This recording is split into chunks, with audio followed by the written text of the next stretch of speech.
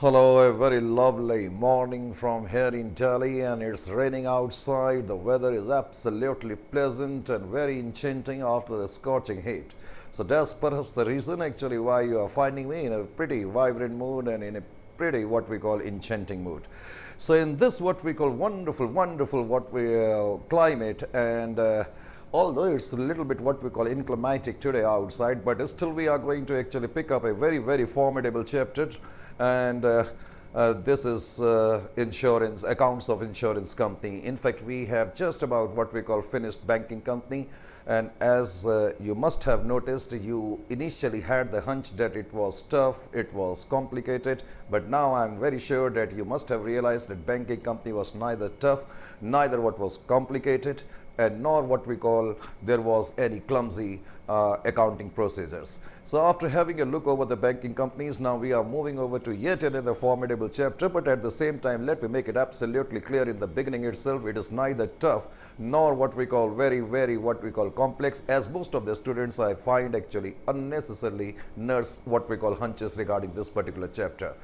So like banking company, this is a pretty easy chapter, but at the same time, this particular chapter actually encompasses a lot of terminologies where you need to actually acquire supreme amount of what we call efficiency and deftness. And once you can get yourself acclimatized with these terminologies, which we are going to use later on and see later on, of course, and of course discuss later on, then this particular chapter will be almost like a walk, like a stroll in the park. So, with such note, we start this particular chapter, insurance company, pretty easy, and we hope to actually wrap it up quickly, correct? But of course, it will require 3-4 sessions as usual, and it will require a little bit of time also. But once we start, it will not take, as I said, lots of time.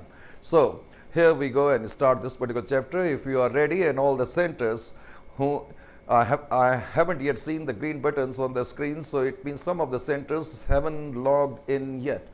So most of the centers have switched on their green lights, so it's okay now. So we on our part are starting insurance company. If you are able to hear me, and a message to all those centers who haven't yet logged in, they are requested to get logged in, because we are already running late by at least 5 minutes. So we cannot wait now, and we are starting this particular chapter, correct?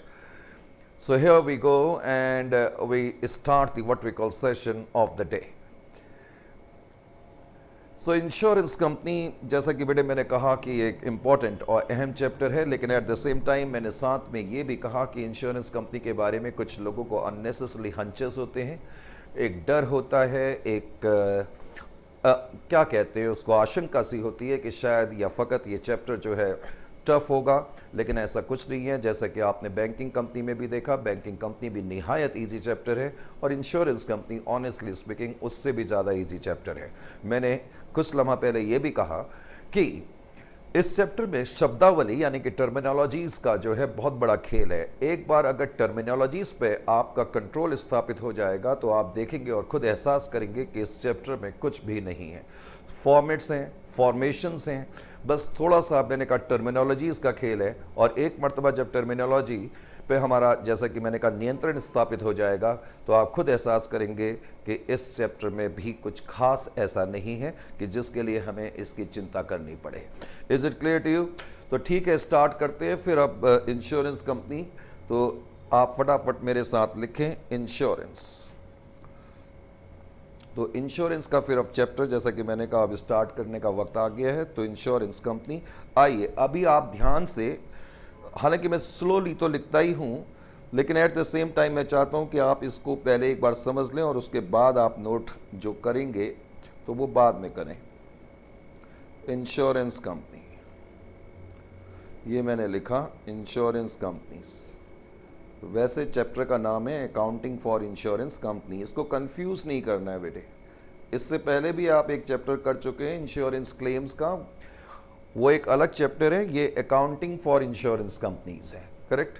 Accounting for insurance companies में हम क्या क्या चीज़ें देखेंगे, ये सब समझने से पहले जरा हमें अच्छी तरह, जैसा कि कुछ लम्हा पहले मैंने कहा, चैप्टर को ईजी बनाने के लिए और अच्छी तरह से समझने के लिए निहायत ज़रूरी है कि मैंने कहा कुछ टर्मिनोलॉजीज़ पर, शब्दावली पर हमारा कंट्रोल जो है बहुत अच्छी तरह से स्थापित हो जाए। आइए इसके कॉन्सेप्ट को पहले समझने की कोशिश करते हैं। कॉन्सेप्ट को समझने के लिए बेटे मैंने क्या करा, एक मिनट में जरा अपने पेन वगैरह अच्छी तरह से देख लूँ। हाँ जी, ये देखिए मैंने अपने पेन ये उठा लिए हैं और अब मैंने ये स्टार्ट करना शुरू करा। लीजिए, तो चैप्टर को समझने के लिए आप मेरे साथ साथ एकदम से ना लिखें, पहले अपना फोकस समझने पर करें। जैसा कि मेरी आदत है, पहले मैंने ये लाइन ड्रॉ करी, करेक्ट, ये लाइन मैंने एक ड्रॉ करी। सर ये आपने क्या करा बेटे, मैं खुद ही बताता हूँ। सबसे पहले तो हम समझने की कोशिश करते हैं कि इंश्योरेंस बेसिकली क्या है, और इंश्योरेंस में फिर उस जो टर्मिनोलॉजी हम यूज़ करेंगे उनके बारे में कुछ एक्सप्लेनेशंस की आवश्यकता पड़ेगी, वो भी हम इस पर्टिकुलर डिस्कशन के सहारे समझने की कोशिश करेंगे। ध्यान से सुने, मान लेते हैं कि कोई इंश्योरेंस कंपनी है, there is some insurance company, just pay attention also, it is very important. कोई इंश्योरेंस कंपनी है, कुछ नाम रख लेते हैं, इंश्योरेंस कंपनी, चलो मैंने इंश्योरेंस कंपनी का नाम कंपनी ए रख लिया, ये इंश्योरेंस कंपनी है। कोई पार्टी है, करेक्ट, किसी पार्टी ने अपना इंश्योरेंस इस इंश्योरेंस कंपनी से कराया। कोई पार्टी है, इस पार्टी ने अपना इंश्योरेंस इस इंश्योरेंस कंपनी से कराया, इस पार्टी ने अपना इंश्योरेंस इससे कराया। यहाँ तक ठीक है? अगर यहाँ तक ठीक है तो फिर हम थोड़ा आगे की तरफ बढ़ते हैं। मैंने कहा इस पार्टी ने अपना इंश्योरेंस इससे कराया, तो बेसिकली इसका क्या मतलब निकला? इसका मतलब ये निकला कि इस पार्टी ने किसी रिस्क को इस कंपनी से इंश्योर कराया। मान लेते हैं इस पार्टी को दिल्ली से लंदन पोर्ट पर सामान भेजना है, तो इस पार्टी ने इस इंश्योरेंस कंपनी को कहा कि we are interested in sending what we call our luggage to what we call London port from Mumbai port. तो इंश्योरेंस कंपनी ने कहा ठीक है, हम इस बात की गारंटी लेते हैं कि आपका सामान या आपका लगेज जो है वो सुरक्षित, या आपका कार्गो जो है वो सुरक्षित अपने गंतव्य पर पहुंच जाए। इंश्योरेंस कंपनी ने इस बात की गारंटी ली। इसका मतलब है कि कल अगर कोई नुकसान हो जाता है तो उस नुकसान की भरपाई जो है वो इंश्योरेंस कंपनी करेगी। Is it clear to you? तो सिंपल वर्ड्स में हम देखेंगे इंश्योरेंस बेसिकली क्या है। Insurance is a sort of contract whereby one party agrees to bear the risk and indemnify मैं एक वर्ड यूज करूंगा, अभी मैं लिखाऊंगा जो मैं कह भी रहा हूं, चिंता मत करें।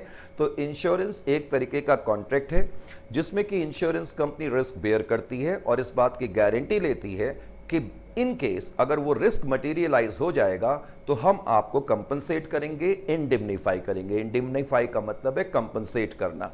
Is it clear to you? इससे पहले कि जो मैंने कहा उसको मैं लिखाऊं, जरा ध्यान से समझें। आपको ये बात समझ में आनी चाहिए कि जो इंश्योरेंस कंपनी होती है ना, ये मैंने कहा ये इंश्योरेंस कंपनी है। इंश्योरेंस कंपनी को पता है क्या कहते हैं? इंश्योरेंस कंपनी को हम कहते हैं इंश्योरर। क्या कहते हैं? इंश्योरर। ध्यान से सुने, ये मैंने रेड पेन से लिखा। दो वर्ड बार बार इस पर्टिकुलर चैप्टर में यूज होंगे। एक तो है इंश्योरर। इंश्योरर का मतलब जो इंश्योरेंस बियर कर रहा है। ये इंश्योरेंस कंपनी है, इसने रिस्क बियर करा। जो पार्टी अपने को इंश्योर करती है उसको बोलते हैं इंश्योर्ड, INSURED, इंश्योर्ड, करेक्ट। तो इस केस में ये जो पार्टी है ये इंश्योर्ड है और जो इंश्योरेंस कंपनी है ये इंश्योरेंस है। अभी कुछ लम्हा पहले मैंने बताया कि इन दोनों के बीच में एक कॉन्ट्रैक्ट है, इन दोनों के दरमियान एक कॉन्ट्रैक्ट है। इन दोनों के दरमियान कुछ कॉन्ट्रैक्ट है। तो जो कॉन्ट्रैक्ट है,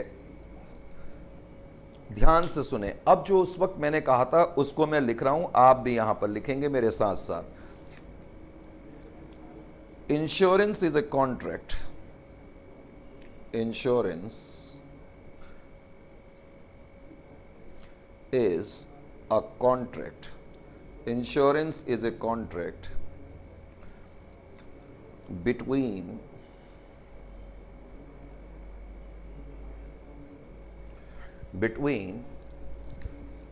insurance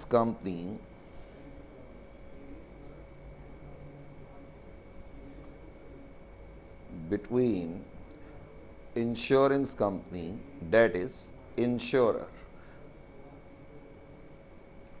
that is insurer,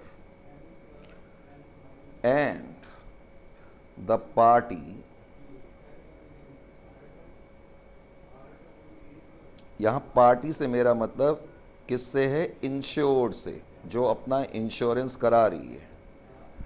and the insured, insurance is a contract, जैसा कि मैंने कहा, between insurance company, insurer and the party, where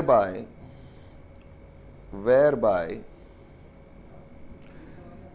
insurer, insurer का मतलब जो रिस्क बियर कर रहा है, whereby insurer agrees to bear the risk,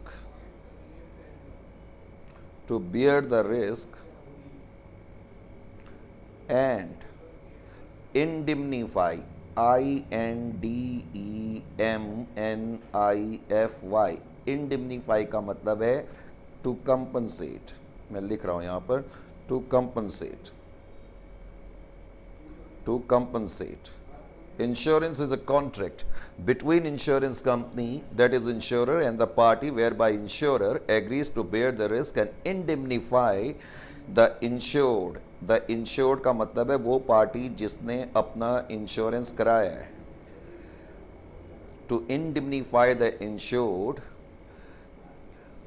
if specified risk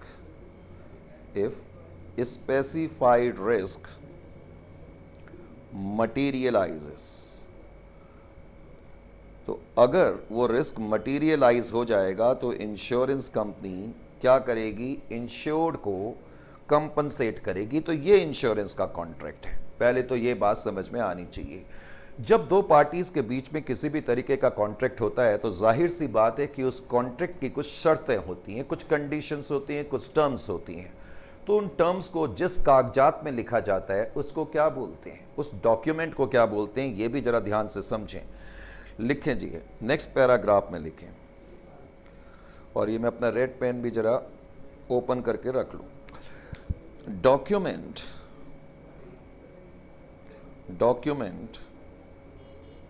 which contains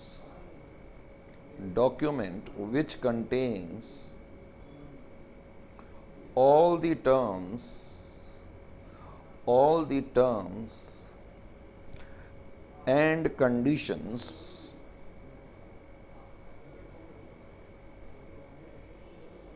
of the contract, क्या कहते हैं पता है उसको? Document which contains all the terms and condition of the contract is called as policy, उसको policy कहते हैं, is called as policy। ये लीजिए, मैंने रेड पेन से लिख दिया, नहीं तो तुम बोलोगे आज मैंने रेड पेन अभी तक यूज नहीं करा। तो अभी तक आपने क्या देखा? जो चीजें मैंने अभी ऊपर बोली उसको भी मैं एक बार मेंशन कर देता हूं। Party which bears the risk, party which bears the risk is known as insurer। जो पार्टी रिस्क बेयर करती है उसको इंश्योरर कहते हैं, जो कि अधिकतर इंश्योरेंस कंपनी ही होती है, इंश्योरर। समझ में आया? और जो पार्टी, जिस पार्टी का रिस्क बेयर करा जा रहा है या जो पार्टी अपने को इंश्योर करती है उसको इंश्योर्ड कहते हैं। Party whose risk is being borne, party whose risk is being borne, जिस पार्टी का रिस्क बियर करा जा रहा है, risk is being borne, is known as, उसको क्या कहा जाता है? इज नोन एज, उसको क्या कहते हैं? उसको कहते हैं इंश्योर्ड। INSURED। तो अभी तक आपने क्या देखा? इंश्योरेंस बेसिकली एक कॉन्ट्रैक्ट है दो पार्टियों के बीच में, जिसमें कि एक पार्टी इस बात की गारंटी लेती है कि अगर स्पेसिफाइड रिस्क मटेरियलाइज हो जाएगा तो हम आपको कंपनसेट करेंगे। Is it clear to you और नॉट? अब आप मेरी बात को ध्यान से सुने। मैं एक इंश्योरेंस कंपनी हूं, आप मुझसे अपना इंश्योरेंस कराते हैं, तो इसका मतलब मैं यानी कि इंश्योरेंस कंपनी एक रिस्क बेयर कर रहा हूं, अब मैं एक खतरा मोल ले रहा हूं। अगर मैं रिस्क बेयर कर रहा हूं तो मैं फ्री में तो आपका रिस्क बेयर नहीं करूंगा। इस तरह की सर्विसेज इंश्योरेंस कंपनी क्यों देगी, या कोई भी पार्टी किसी दूसरी पार्टी को क्यों देगी? तो क्या होगा कि बदले में मैं आपसे कुछ मांगूंगा, कुछ कंसीडरेशन मांगूंगा। जो कंसीडरेशन मैं आपसे मांगूंगा उसको हम क्या कहेंगे, हम बाद में देखेंगे, उसको हम प्रीमियम कहते हैं। करेक्ट। आइए, मैंने कहा इस पूरे चैप्टर में you need to have one of the finest control over the terminology, and once you have that, and on umpteenth occasions now I have let you know that once you will have the devastating control over the terminology, then this particular chapter is almost like a walk in the park. Correct? तो इसलिए अब हम आगे की तरफ थोड़ा सा बढ़ते हैं। बढ़ जाएं, अगर आप कहते हो तो बढ़ेंगे, नहीं तो नहीं बढ़ेंगे, और क्या। अब आपने कहा तो फिर बढ़ना ही पड़ेगा। लीजिए, चलो इसी शीट के मैं पीछे लिख देता हूँ, लेकिन फिर शीट सेलेक्ट करने में प्रॉब्लम होती है, तो इस शीट को मैं किनारे कर देता हूँ, हम दूसरी शीट में लिख देते हैं, कोई प्रॉब्लम की बात नहीं है। ठीक है, लीजिए जी, अब जरा अगला कॉन्सेप्ट हम देखें। तो मैंने कहा अब हम चर्चा क्या कर रहे हैं कि जो इंश्योरेंस कंपनी होती है, ध्यान से समझना है, जो इंश्योरेंस कंपनी होगी, इंश्योरेंस कंपनी क्या करती है? जब कोई पार्टी किसी इंश्योरेंस कंपनी से अपना रिस्क बेयर करेगी, जब कोई पार्टी इंश्योरेंस कंपनी से अपना रिस्क बेयर करेगी तो क्या होगा? तो इंश्योरेंस कंपनी एक बहुत बड़ा खतरा लेती है, लेकिन अपनी इस तरह की सर्विसेज के लिए इंश्योरेंस कंपनी उस पार्टी से कुछ डिमांड करेगी। उस पार्टी से हम जो डिमांड करेंगे उसको हम प्रीमियम कहते हैं। यानी कि नेक्स्ट जो कॉन्सेप्ट है, अब हम कुछ इंपॉर्टेंट कॉन्सेप्ट की चर्चा कर रहे हैं, तो आप मेरे साथ साथ लिखना शुरू करेंगे, important concept.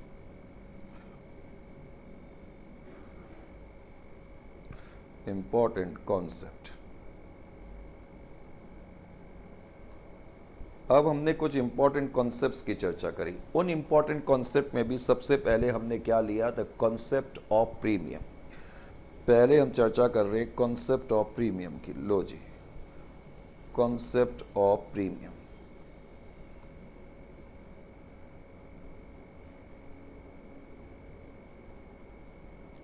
Concept of premium की चर्चा मैंने क्या करी, ध्यान से देखें। मान लेते हैं कि ये कंपनी ए है, और कंपनी जब मैं लिख रहा हूं तो मेरा मतलब पूरे चैप्टर में इंश्योरेंस कंपनी से होगा। कंपनी ए, कंपनी ए का मतलब ये इंश्योरेंस कंपनी है, no doubt about that, and time and again I am not going to write now insurance company. कोई कंपनी ए है, इस कंपनी से किसी पार्टी ने अपना इंश्योरेंस कराया। मान लेते हैं कि जिस पार्टी ने कराया, या कोई भी पार्टी है, चलो छोड़ो पार्टी रहने दो, इस पार्टी ने अपना इंश्योरेंस इस इंश्योरेंस कंपनी से कराया। तो मैंने क्या कहा आपसे, जब ये पार्टी अपना इंश्योरेंस इस कंपनी से कराएगी तो इंश्योरेंस कंपनी इस पार्टी से कुछ कंसिडरेशन रिसीव करेगी। इस पार्टी ने अपने को इंश्योर कराया, इस पार्टी ने इंश्योरेंस कंपनी से अपना इंश्योरेंस कराया, पार्टी इंश्योरिंग इटसेल्फ, पार्टी ने अपने को इंश्योर कराया, इंश्योरिंग इटसेल्फ।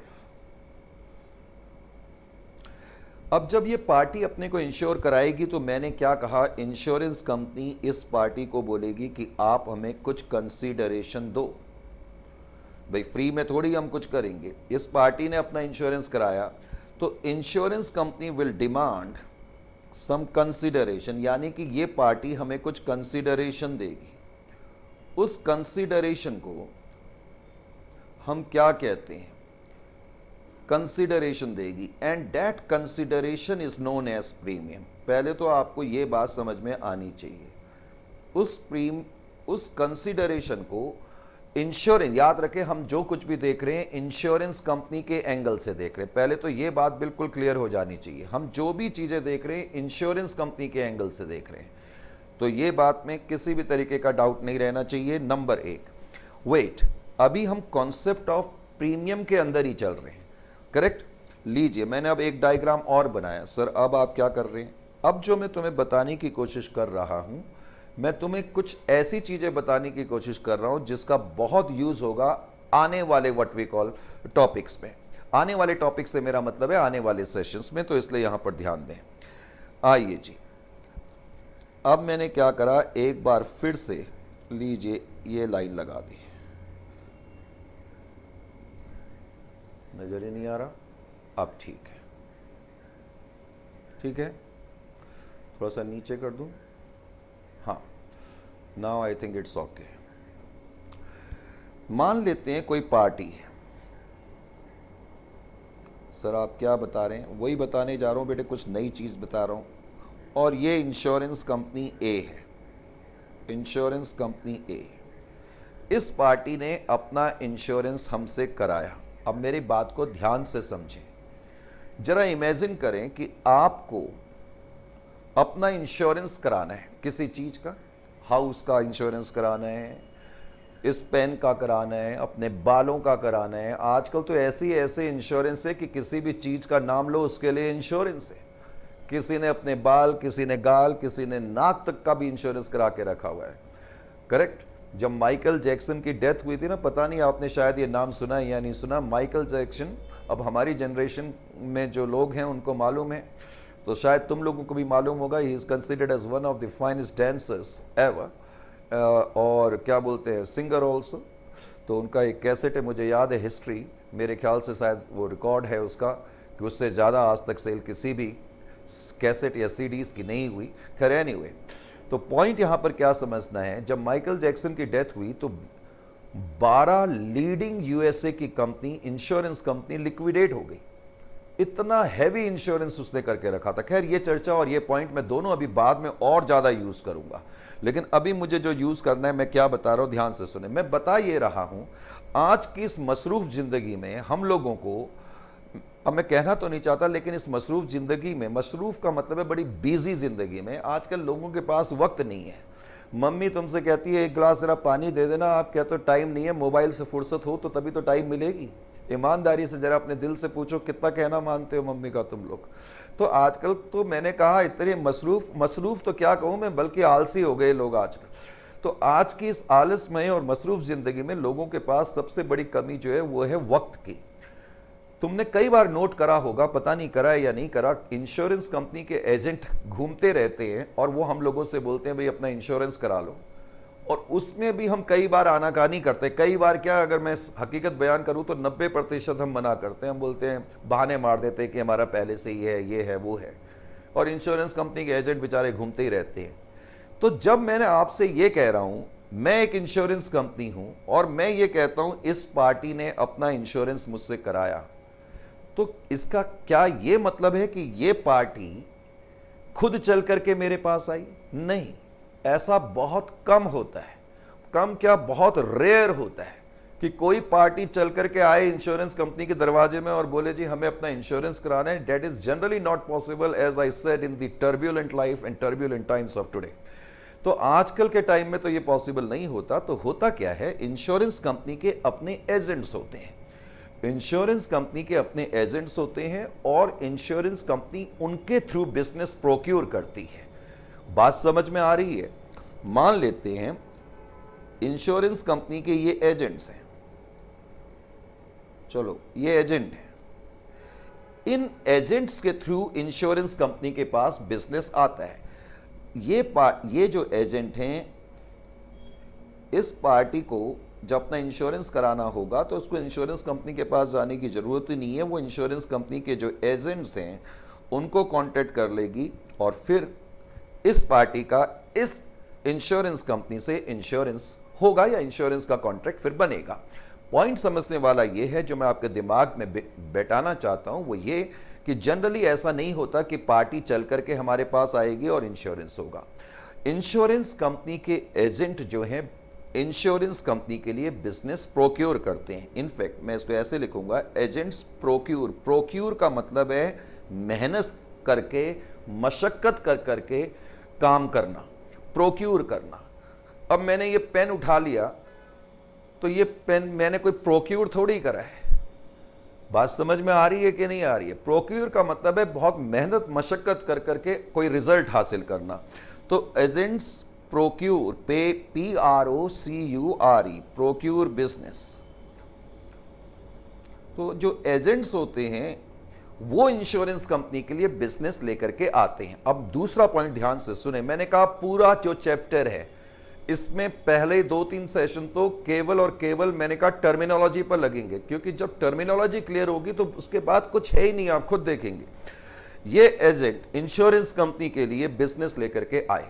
नंबर 1, जब इंश्योरेंस कंपनी के यानी मेरी कंपनी यानी कि मैं इंश्योरेंस कंपनी हूं, मेरे ही एजेंट मेरे लिए बिजनेस लेकर के आएंगे, उसको हम इंश्योरेंस की परिभाषा में क्या बोलेंगे? Direct business.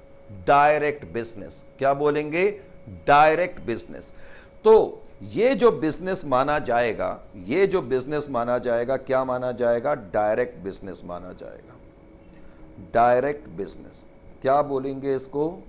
डायरेक्ट बिजनेस बोलेंगे। पहले तो ये बात समझ में आनी चाहिए। Is it clear to you?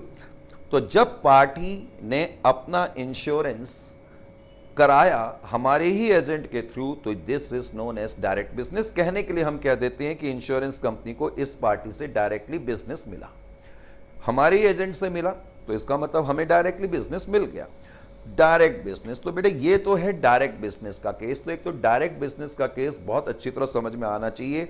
यानी कि अब ये पार्टी अगर मुझे प्रीमियम देती है, ध्यान से सुनो, अगर ये पार्टी मुझे प्रीमियम देती है इस बिजनेस पर, बिजनेस का मतलब किसी चीज के लिए उन्होंने अपना इंश्योरेंस कराया और इस पार्टी ने मुझे प्रीमियम दिए, मुझे मतलब इंश्योरेंस कंपनी ए को, तो इंश्योरेंस कंपनी ए के नजरिए से उसको क्या बोलेंगे? Premium on direct business. This is the point which I want to actually hammer into your mind. Is it clear to you और not? This is direct business. और डायरेक्ट बिजनेस पे जो हमें प्रीमियम मिलेंगे तो उसको हम क्या कहेंगे? उसको हम प्रीमियम ऑन डायरेक्ट बिजनेस ही तो बोल सकते हैं, कुछ और थोड़ी बोल सकते हैं।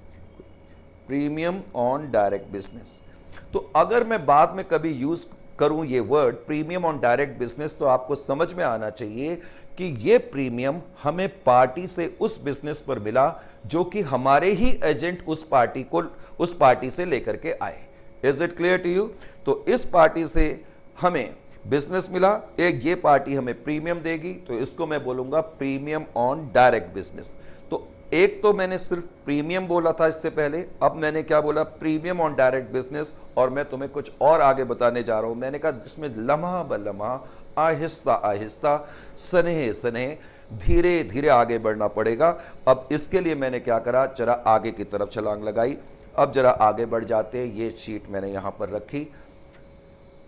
अब जरा और अच्छी तरह समझे, और अगर ये पॉइंट आप समझ गए ना, तुम समझ लो 90% काम आपका हो गया। चलो इसकी बजाय मैं इसको पीछे की तरफ लेता हूं। लीजिए जी,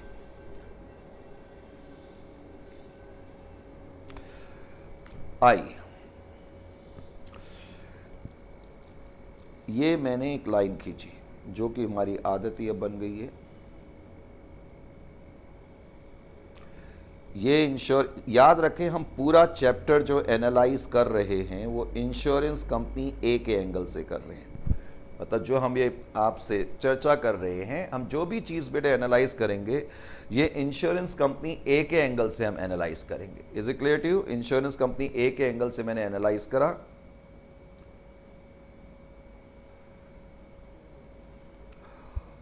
मान लेते हैं किसी पार्टी ने हमसे इंश्योरेंस कराया। जब मैं आपसे ये कह रहा हूं इस पार्टी ने हमसे इंश्योरेंस कराया, तो आपको अपने आप समझ जाना है कि हमारी कंपनी के एजेंट ये बिजनेस लेकर के हमारे पास आए। ये बात समझ में आ गई? इस पार्टी ने अपना इंश्योरेंस हमसे कराया, तो इसका मतलब क्या है? ये डायरेक्ट बिजनेस है। ये क्या है? डायरेक्ट बिजनेस है। डायरेक्ट बिजनेस, ये मैं आपको अभी कुछ लम्हा पहले बता चुका हूं। Direct business, this is direct business. This is direct business. This should be clear. यहां तक कोई प्रॉब्लम तो नहीं है? पक्का नहीं है? तो ये तो बेटे हो गया डायरेक्ट बिजनेस। पहले तो पॉइंट ये समझना है। अब डायरेक्ट बिजनेस है तो इसका मतलब ये पार्टी हमें प्रीमियम देगी। ये बात समझ में आ रही है कि नहीं आ रही है? बिल्कुल आ रही है। कभी कभी क्या होता है, ध्यान से समझें, और ये पॉइंट बेटे अगर आप ध्यान से समझ गए ना, बस तुम समझ लो 90% काम इजी हो गया। 90%। मान लेते हैं ये पार्टी कौन है, फीफा वर्ल्ड कप कमेटी है। लो जी, FIFA, federation of international football association, football, FIFA, football में इंटरेस्ट है कि नहीं है? अभी फीफा वर्ल्ड कप खत्म हुआ है। अब पूछूंगा कि किसने जीता तो वही नहीं पता होगा। खैर, फ्रांस ने जीता था। फाइनल में किसको हराया था? अरे फाइनल में किसको हराया, तुम लोग को ये नहीं पता? पहली बार एक टीम पहुंची थी फाइनल में, क्रोएशिया। खैर एनीवे, और तुम्हें पता है क्रोएशिया दिल्ली का आधा भी नहीं है। 40 लाख तो वहां की पॉपुलेशन है और इंडिया को तो वर्ल्ड कप में एंट्री नहीं मिलती। खैर, अब यहां पर देखें तो फुटबॉल जो है एक बहुत बड़ा इवेंट है, बिलियंस ऑफ रुपीस उसमें खर्च होते हैं। अब फीफा ने कहा जी हम वर्ल्ड कप कंडक्ट कर रहे हैं फुटबॉल का, जो कि 4 साल में एक बार आता है और जो कि दुनिया का सबसे बड़ा इवेंट है, sporting event, correct, most prestigious event है।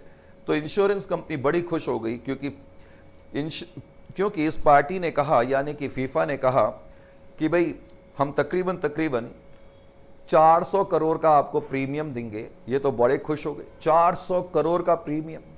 लेकिन एट द सेम टाइम पहले तो खुश हो गए, बाद में इनको ये एहसास हुआ ये इतना बड़ा इवेंट है, अगर इनकेस किसी भी कारणवश ये इवेंट वॉश आउट हो जाए, किसी भी कारण से वॉश आउट हो जाए या किसी कारण से कोई नुकसान हो जाए, तो इतना ज्यादा हमें उनको कंपनसेशन देना पड़ेगा कि शायद हमारा अस्तित्व खत्म हो जाए। कुछ लम्हा पहले मैंने आपसे एक बात कही थी, मैंने आपसे ये बात कही थी कि क्या होता है, माइकल जैक्सन की जब डेथ हुई तो यूएसए की टॉप 10 या 12 लीडिंग इंश्योरेंस कंपनी लिक्विडेट हो गई, क्योंकि उसने इतने हैवी इंश्योरेंस करके रखे हुए थे।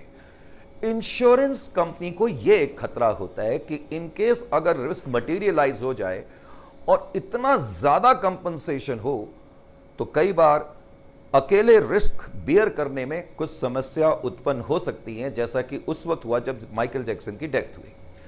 अब तो मैं कहना जो चाहता हूं वो ये कि कभी कभी किसी इंश्योरेंस कंपनी को इतना बड़ा बिजनेस मिलता है कि इंश्योरेंस कंपनी को यह लगता है कि शायद इस बिजनेस को हम अकेले बियर नहीं कर पाएंगे। बात समझ में आ रही है? इंश्योरेंस कंपनी को यह लगने लग गया कि इस बिजनेस को अकेले बियर करने में बहुत बड़ा खतरा है।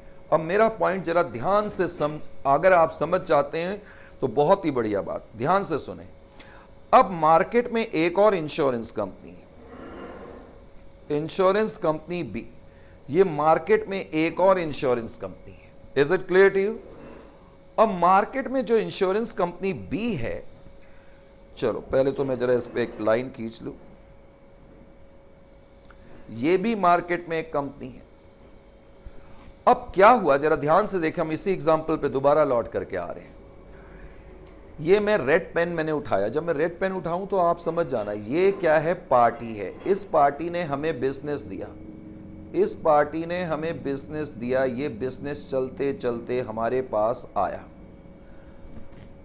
हम बड़े खुश भी हुए, लेकिन अचानक हमें लगा कि इसमें उतनी खुशी जाहिर करने की कोई आवश्यकता नहीं है, क्योंकि इसमें इतना हैवी रिस्क अटैच्ड है जो हमारे लिए बहुत बड़ा खतरा बन सकता है। तो इंश्योरेंस कंपनी ए के डायरेक्टर ने यह डिसाइड करा कि क्यों ना हम ऐसा करें कि इस बिजनेस में से कुछ बिजनेस हम कंपनी बी की तरफ ट्रांसफर कर दें। लो जी, ये जो बिजनेस हमारी तरफ आ रहा था उसको मैंने ये टर्न कर दिया। कुछ बिजनेस, सारा बिजनेस नहीं, इसलिए मैं ये लाइन आगे भी बढ़ा दूं। जितना भी बिजनेस हमें मिला उस बिजनेस में से हमने कुछ बिजनेस जो है कंपनी बी की तरफ ट्रांसफर कर दिया। चलो कोई बात नहीं, मैं इस पेन से कर लेता हूं लाइन। ये लीजिए, कंपनी बी की तरफ हमने कुछ बिजनेस ट्रांसफर कर दिया। बात आपकी समझ में आनी चाहिए। हमें लगा कि इसमें खतरा है, हम अकेले इसको बियर नहीं कर सकते, तो हमने क्या करा, इस बिजनेस को इंश्योरेंस कंपनी बी की तरफ ट्रांसफर कर दिया। पहले तो इस ट्रांसफर करने को, ये जो मैंने ये एरो करा है, ध्यान से देख रहे हैं ना इस एरो को, ये जो मैंने एरो करा है इसका पता है क्या मतलब है? इस एरो का क्या मतलब है? इस एरो का मतलब है री इंश्योरेंस। मैं एक वर्ड यूज करूंगा, री इंश्योरेंस। हालांकि बहुत से स्टूडेंट बड़े कंफ्यूज होते हैं जैसे ही ये वर्ड यूज होता है ना, री इंश्योरेंस, नजर आ रहा है, री इंश्योरेंस, इसको हम बोलते हैं री इंश्योरेंस। दिस इज योर री इंश्योरेंस। पहले तो बात यह समझनी है, ये बिजनेस जो हमारी तरफ चलते हुए आ रहा था उसका कुछ हिस्सा हमने कंपनी बी की तरफ ट्रांसफर कर दिया। आप कई बार हाईवे से जाते हैं तो हाईवे से जाते वक्त पता नहीं आपने ध्यान दिया या नहीं दिया, कई बार वो जो बोर्ड से लगे रहते हैं जिसमें रास्ता लिखा रहता है कि ये इधर की तरफ जा रहा है, ये इधर की तरफ जा रहा है, आप सीधा जा रहे हैं, अचानक आप इस तरफ मुड़ते हैं तो इसका क्या मतलब हो गया कि आप रीडायरेक्ट हो गए। इसी तरीके से ये इंश्योरेंस का बिजनेस जो चल रहा था, इधर की तरफ आ रहा था, ये आते आते उसका कुछ हिस्सा, सारा नहीं, कुछ हिस्सा हमने इनकी तरफ ट्रांसफर कर दिया। मान लेते हैं कंपनी ए ने कंपनी बी को यह कहा कि हम 25% बिजनेस आपको ट्रांसफर कर रहे हैं। पहले तो इस लाइन का क्या मतलब निकला कि हम 25% बिजनेस आपको ट्रांसफर कर रहे हैं। ध्यान से सुनो, ध्यान से सुनना है मेरी बात। अगर ये पॉइंट आप समझ में आ गया तो मैंने कहा आधा चैप्टर समझ में आ गया। मान लेते हैं जब मैंने पहले आपको ये कहा, जो मैंने पूरी कहानी बयान करी, मैंने कहा ये बिजनेस इधर की तरफ आ रहा था, इसका कुछ हिस्सा 25% लेट अस से हमने कंपनी बी की तरफ ट्रांसफर कर दिया। तो ये बिजनेस ट्रांसफर करने का क्या मतलब निकला? बिजनेस ट्रांसफर करने का मतलब अब कंपनी ए और कंपनी बी के बीच में एक कॉन्ट्रैक्ट हो गया। कॉन्ट्रैक्ट क्या हो गया कि हमें, ध्यान से सुने, हमें जो भी प्रीमियम मिलेंगे उसका 25% हम आपको दे देंगे। ये तो कंपनी बी के लिए मजा आ गया। Are you getting my point और नॉट? अब मेरा पॉइंट समझें और ध्यान से समझें, ध्यान से मेरा पॉइंट समझें। अब कंपनी बी के एंगल से, कंपनी बी और ए के एंगल से इसको क्या कहा जाएगा? पहले तो जब कोई कंपनी अपना बिजनेस किसी दूसरी कंपनी को ट्रांसफर करती है उसको री इंश्योरेंस कहते हैं, नंबर 1। नंबर 2, बेटे एक सेकंड रुके जरा मैं की दे दूं।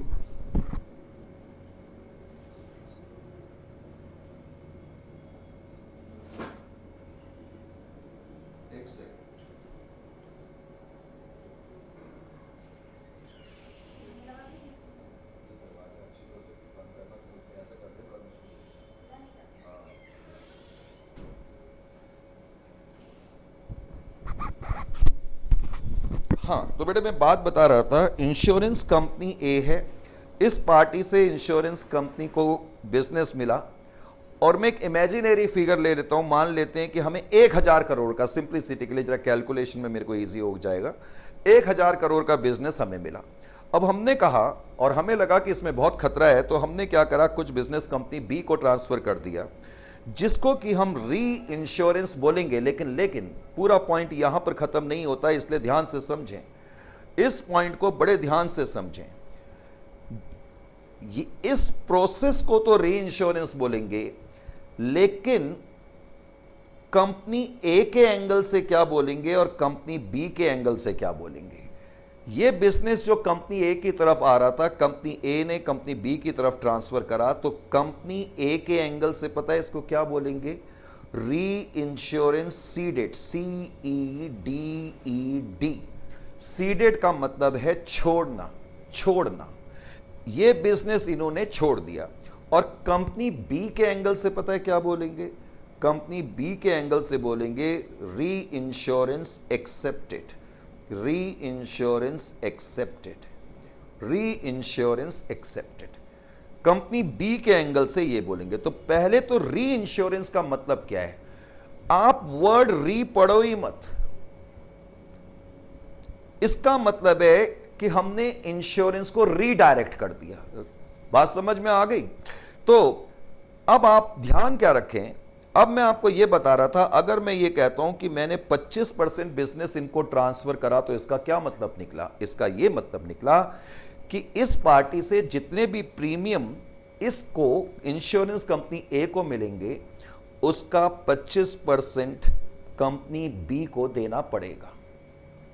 बात समझ में आई? यानी कि 250 करोड़ के प्रीमियम हमें कंपनी बी को देने पड़ेंगे।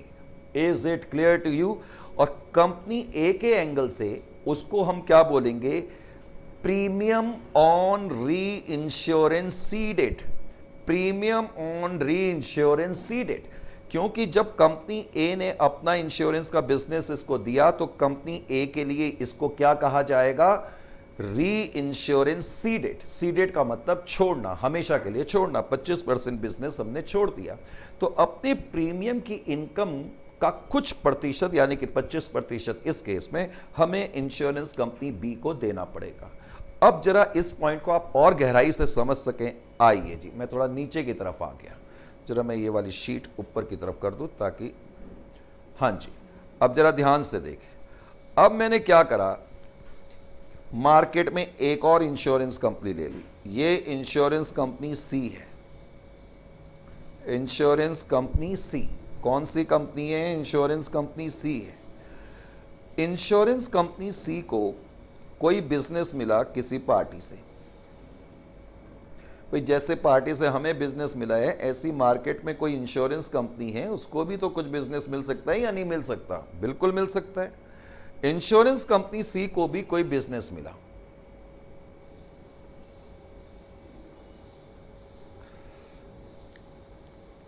लीजिए, तो इस पार्टी से हमें कुछ बिजनेस मिला, सॉरी इस पार्टी से कुछ बिजनेस इंश्योरेंस सी को मिला। ये भी बहुत हैवी बिजनेस था, ये वाला बिजनेस भी बहुत हैवी है। तो इंश्योरेंस कंपनी को लगा कि अगर हम अकेले इस बिजनेस को बियर करेंगे तो समस्या होगी, तो इंश्योरेंस कंपनी ने क्या करा, कुछ बिजनेस हमें ट्रांसफर कर दिया। अब इंश्योरेंस कंपनी ने कुछ बिजनेस हमें ट्रांसफर कर दिया, बात समझ में आई। अब मैंने ये रेड लाइन खींची, रेड लाइन का मतलब है ये बिजनेस है। ये बिजनेस जो इंश्योरेंस कंपनी सी को मिला था, उस बिजनेस का कुछ हिस्सा, मान लेते हैं 20% हिस्सा, इंश्योरेंस कंपनी सी ने इंश्योरेंस कंपनी ए को दे दिया। पहले तो मुझे बताओ, जब ये बिजनेस दिया इसको क्या बोलेंगे, इसको क्या बोलेंगे, इसको तो हम बोलेंगे री इंश्योरेंस। ये तो अब तुम्हें अच्छी तरह मालूम हो जाना चाहिए, ये री इंश्योरेंस कहा जाएगा। री इंश्योरेंस का मतलब है, अब जरा ध्यान से आप समझें, आप ऐसे समझें, मैं इंश्योरेंस कंपनी हूं, जब मेरे एजेंट मेरे लिए बिजनेस लेकर के आएंगे, यानी कि सामने से बिजनेस लेकर के आएंगे, मैं जरा आपके सामने आ जाऊं ना, आपको समझने में आसानी होगी। अब मैं इंश्योरेंस कंपनी हूं, सामने से मेरे को बिजनेस मिल रहा है, मेरी नाक की सीट से मिल रहा है, तो ये तो डायरेक्ट बिजनेस है, इसका मतलब मेरे ही एजेंट मेरे लिए बिजनेस लेके आ रहे हैं। जब बिजनेस मुझे आजू बाजू से मिले, यानी कि कंपनी ए से, बी से या किसी दूसरी कंपनी से, मुझे, मैं इंश्योरेंस कंपनी हूं, मेरे एजेंट से बिजनेस नहीं मिल रहा, कोई दूसरी कंपनी से, मार्केट में दूसरी कंपनी से मुझे बिजनेस मिल रहा है, आजू बाजू से बिजनेस मिल रहा है, तो आजू बाजू से जब बिजनेस मिलता है उसको क्या बोलेंगे, reinsurance. Is it clear to you, उसको बोलेंगे reinsurance. Is it clear.